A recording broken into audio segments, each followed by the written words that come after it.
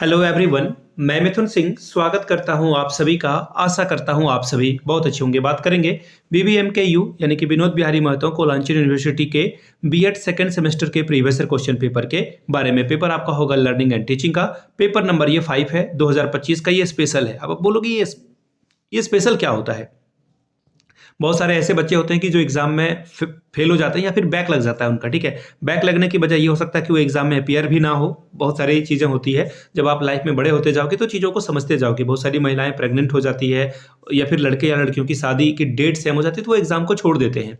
ठीक है, या फिर एक्सीडेंट वगैरह भी बहुत सारी वजहें हैं तो बैक लग जाता है। तो ये स्पेशल एग्जाम कराया गया है। इसके बारे में भी हम लोग देखेंगे कि किस तरह का सवाल यहाँ पर पूछ लिया गया था। एग्जाम जो है नॉर्मल यानी कि 24-26 सेशन वाले का साथ जो है एग्जाम कराया गया था 2025 में। ठीक है, तो 22-24 वाले जो बच्चे थे या फिर जिनका बैक लग गया था 23-25 में, वो भी इस एग्जाम को जो है इन्होंने भी इस एग्जाम को दिया था। ठीक है, तो चलिए अब जो है आपको यहाँ पे एमसीक्यू दिखेगा, बट जो 2025 का नॉर्मल वाला पेपर था 24-26 सेशन वाला, उसमें एमसीक्यू को हटा दिया गया है। ठीक है, इसको ध्यान में रखिएगा। अब मैं आपको बता दूं पिछले 5 साल के जितने भी क्वेश्चन पेपर हैं बीबीएमकेयू के, वो आपको 49 रुपए में प्रोवाइड कर दिया जाएगा ताकि आपका एग्जाम बेहतर ढंग से जा सके। ठीक है, ये आपको पीवाईक्यूज में 49 रुपए में प्रोवाइड कर दिया जाएगा। दूसरी बात, 199 रुपए में आपको सजेशन प्रोवाइड कर दिया जाएगा ताकि आपका एग्जाम बेहतर ढंग से जा सके। सजेशन मतलब क्या होता है? Very very important question. ऐसे सवाल जो बार बार एग्जाम में पूछे जाते हैं आपको प्रोवाइड कर दिया जाएगा आंसर के साथ। अब देखिए सजेशन के साथ साथ इसमें क्या क्या मिलेगा आपको वो जान लें आप। सबसे पहले तो आपको पीवाईक्यू फ्री ऑफ कॉस्ट मिल जाएगा। इसके अलावा शॉर्ट क्वेश्चन आंसर और लॉन्ग क्वेश्चन आंसर अलग अलग मिलेगा। अगर एमसीक्यू लाती है यूनिवर्सिटी फिर से वापस जो है इंट्रोड्यूस करती है तो एमसीक्यू भी आपको फ्री ऑफ कॉस्ट अवेलेबल करा दिया जाएगा इसी सजेशन में। ठीक है, चलिए आगे बढ़ते हैं। और आगे बढ़े उससे पहले मैं बता दूं सजेशन तैयार करने के लिए हम लोग किन किन चीजों का सहारा लेते हैं वो जान लीजिए। सजेशन के लिए सबसे पहले हम लोग 4 चीजों का सहारा लेते हैं, वो जानिए आप। पहले तो 10 साल के पीवाईक्यू को हम लोग ध्यान में रखते हैं। इसके अलावा जो लेटेस्ट एग्जाम पैटर्न है, अभी क्या पूछा जा रहा है, उस पर हम लोगों का जो है बहुत ध्यान होता है। इसके अलावा बीबीएमकेयू का सिलेबस क्या है, और आखिर में मेरा खुद का एक्सपीरियंस, मैंने क्या हासिल कर रखा है। तो मैंने बीएड एमएड कर रखा है, और बीएड एमएड करने के अलावा 2-3 सालों से मैं Patna university, Ranchi university, BBMKU, Kolhan, Nilambar, पीतांबर, वहाँ पे सजेशन दिया हूँ। काफ़ी अच्छा मुझे रिजल्ट मिला है, काफ़ी मुझे सफलता मिली है। अगर आप इस सफलता के भागीदार बनना चाहते हैं तो आप हमारे साथ जुड़ सकते हैं। यहाँ से मेरी ईमेल आईडी आप देख लें, yourmithunSingh@gmail.com पे आप मुझे मेल कर सकते हैं। इंस्टा पे अगर आप हो डू फॉलो मी @iMithunSingh। बाकी आप मुझे व्हाट्सअप कर सकते हैं 7979054474 पे आप व्हाट्सएप करके भी जानकारी दे सकते हैं। तो चलिए, जिनको भी नोट्स या सजेशन लेना है वो आप मुझसे कांटेक्ट कर सकते हैं। तो चलिए लर्निंग एंड टीचिंग का पेपर नंबर 5 देखते हैं किस तरह का पेपर यहाँ पर पूछ लिया गया था। ये रहा आपका पेपर। यहाँ से देखिए, यहाँ पे इन्होंने लिख भी रखा है 2025, और यहाँ पे इन्होंने ओल्ड लिख दिया, यानी कि पुराना ये पेपर है। ठीक है, यानी कि पुराने वाले बच्चे का ही पेपर है। 3 घंटे का वक्त मिला था। फुल मार्क्स 80 का है। 80 में अगर आप 36 लाते हैं तो आपका काम बन जाएगा। लर्निंग एंड टीचिंग 201 इस पेपर का कोड था। ठीक है जी। ग्रुप ए देखिए, ग्रुप ए में जो है ऑब्जेक्टिव यानी कि एमसीक्यू सवाल, हर एक सही जवाब के लिए आपको 2-2 नंबर रिवॉर्ड के तौर पर मिलता है। पहला सवाल देखिए क्या है आपके सामने। एजुकेशनल साइकोलॉजी इज अ, यानी कि शिक्षा मनोविज्ञान एक क्या है? प्योर साइंस है? नहीं, बिल्कुल नहीं। एक बिहेवियरल साइंस है? बिल्कुल। ये व्यवहार विज्ञान है। पहले आत्मा का जो, पहले हम लोग मन का अध्ययन करते थे, फिर आत्मा का अध्ययन, और फिर ये बदलते बदलते बिहेवियरल साइंस पे आ गया। ऑप्शन नंबर 2 इसका सही जवाब होगा। अगले सवाल की ओर हम लोग बढ़ेंगे। Question number B, which phase of a teaching is related to evolution of the student? शिक्षण की कौन सी अवस्था छात्र मूल्यांकन से संबंधित है? प्री एक्टिव फेज, ये यहाँ पे भी जो है मूल्यांकन हम लोग करते हैं। इंटर एक्टिव फेज, अंतः क्रिया अवस्था, ये भी सही बात है। और पास्ट एक्टिव फेज यानी कि उत्तर क्रिया अवस्था, यानी कि ये चारों ऑप्शन आपका सही है। हम लोग ऑप्शन नंबर 4 के साथ आगे बढ़ जाएंगे। आगे देखिए क्वेश्चन नंबर सी की बात करते हैं। सी में क्या सवाल पूछा गया था? How many cards are used in the Rorschach ink blot test?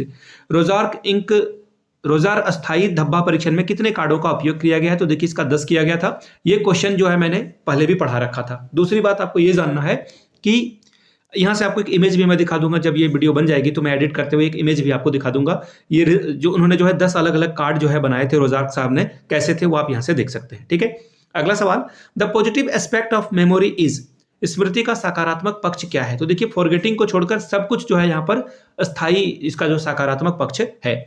लेकिन स्मरण, सिर्फ चीजों को याद रखना बहुत अच्छी बात नहीं है, कल्पना करना भी अच्छी नहीं बात नहीं है, लेकिन चिंतन करना सबसे अच्छी बात होगी। हालांकि तीनों ऑप्शन सही है, लेकिन इस ऑप्शन में अगर आप चुनने के लिए मुझे जो है जरूर विमर्श करोगे तो ये विवश कर दोगे, तो इसका आंसर जो है थर्ड में टिक करूंगा।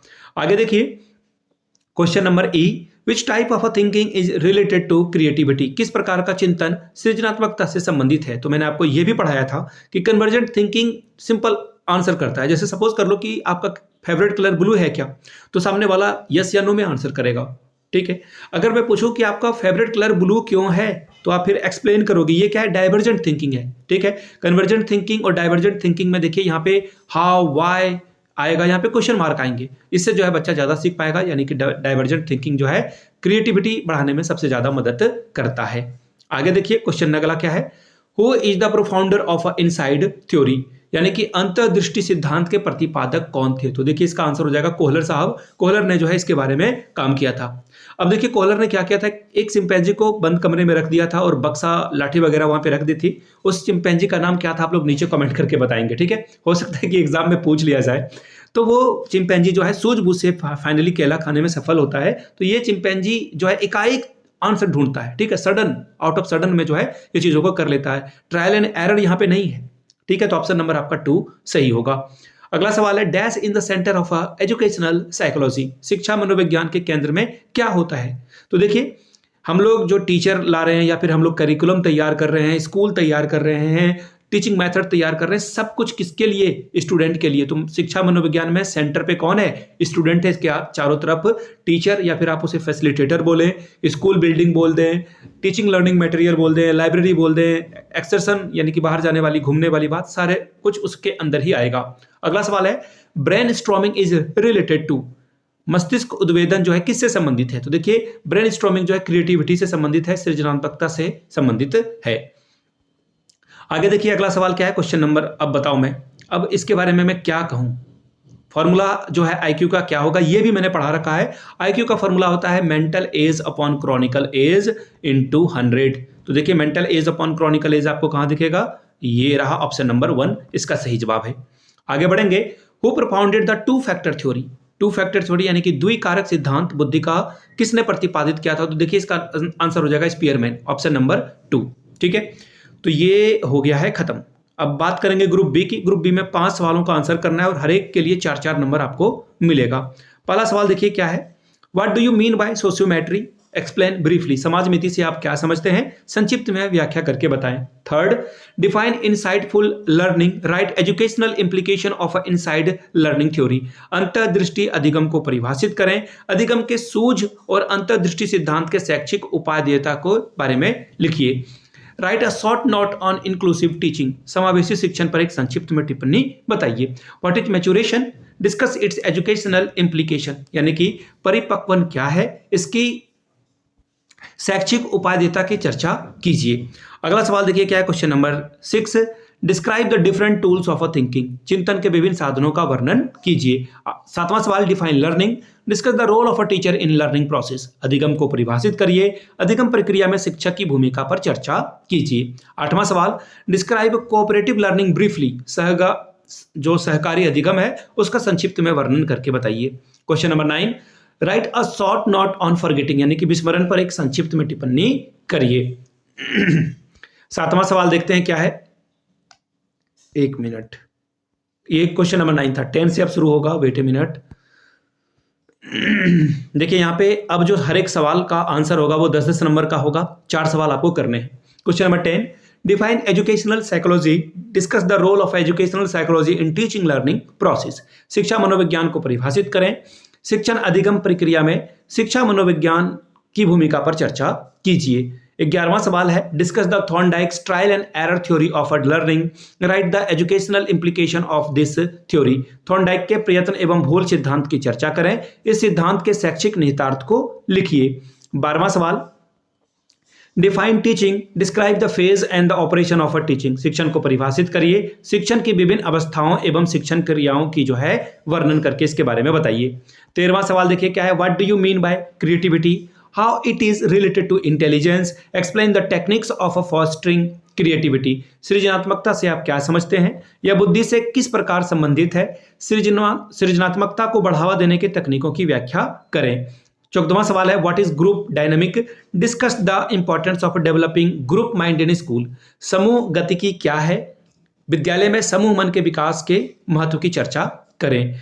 15वां सवाल define motivation, explain the Maslow's need hierarchy theory, अभिप्रेरणा को परिभाषित करें, मैस्लो के आवश्यकता पदानुक्रम सिद्धांत की व्याख्या करिए। 16वां सवाल what is intelligence, how it is measured, discuss in detail, बुद्धि क्या है, इसका मापन किस प्रकार किया जाता है, विस्तृत चर्चा करके बताइए। 17वां सवाल देखिए क्या है, define memory, discuss its types and write the strategy to develop memory, स्मृति को परिभाषित करिए, इसके प्रकारों की चर्चा करें तथा स्मृति को विकसित करने की प्रविधियों को लिखिए। तो ये था आपका लर्निंग एंड टीचिंग का 2025 का स्पेशल वाला एग्जाम का क्वेश्चन पेपर। फिर से बता दूं BBMKU के जो पिछले क्वेश्चन पेपर हैं पिछले 5 साल के, वो आपको 49 रुपये में प्रोवाइड कर दिया जाएगा ताकि आपका एग्जाम बेहतर ढंग से जा सके। दूसरी बात 199 रुपये में आपको सजेशन प्रोवाइड कर दिया जाएगा जिसमें PYQ आपका फ्री ऑफ कॉस्ट अवेलेबल हो जाएगा। यहाँ से मेरी ईमेल आईडी आप देख लें yourmithunsingh@gmail.com पे आप मुझे मेल कर सकते हैं। इंस्टा पे अगर आप हो डू फॉलो मी @imithunsingh। बाकी आप मुझे व्हाट्सअप कर सकते हैं 7979054474 पे। वीडियो को यहाँ तक देखने के लिए आप सभी का बहुत बहुत शुक्रिया। Have a good day.